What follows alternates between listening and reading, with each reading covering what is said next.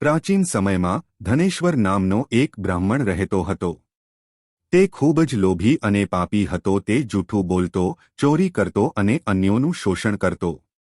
તેના કાર્યો એટલા ઘૃણાસ્પદ હતા કે તેનું નામ યમલોકમાં પાપીઓની યાદીમાં ટોચ પર હતું.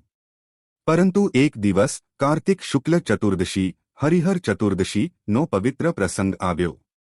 ધનેશ્વરને કોઈ ભક્તિ નહોતી, પરંતુ તે ગોદાવરી નદીના કિનારે સ્નાન કરવા ગયો, કદાચ વ્યવસાય માટે.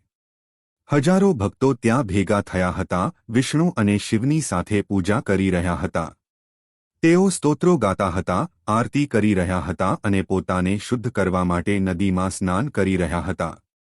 ધનેશ્વર પણ ભીડમાં જોડાયો. ભક્તોના સ્પર્શથી તેના શરીરમાં પુણ્યનો પ્રવાહ વહેતો થયો અને ખબર ન પડતા તેના પાપો ધોવાઈ ગયા. તે સ્નાન કરીને ચાલ્યો ગયો, પરંતુ તે દિવસનું પુણ્ય તેને વળગી રહ્યું. થોડા વર્ષો પછી ધનેશ્વરનું મૃત્યુ થયું. યમના દૂતો તેને નરકમાં દોરી રહ્યા હતા. પરંતુ વૈકુંઠ ધામમાંથી ભગવાન વિષ્ણુનો અવાજ ગુંજ્યો, રાહ જુઓ. આ ધનેશ્વર ભલે પાપી હતો, તેણે વૈકુંઠ ચતુર્દશીના દિવસે ગોદાવરી નદીમાં સ્નાન કર્યું અને પોતાના ભક્તોના પુણ્ય વહેંચ્યા. તેના બધા પાપોનો નાશ થયો છે.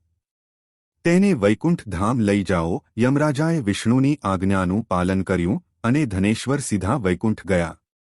ત્યાં શિવ અને વિષ્ણુએ તેને ભેટી પડ્યા અને કહ્યું, આ દિવસે ભક્તિનું એક ટીપું પણ 100 જન્મોના પાપનો નાશ કરે છે.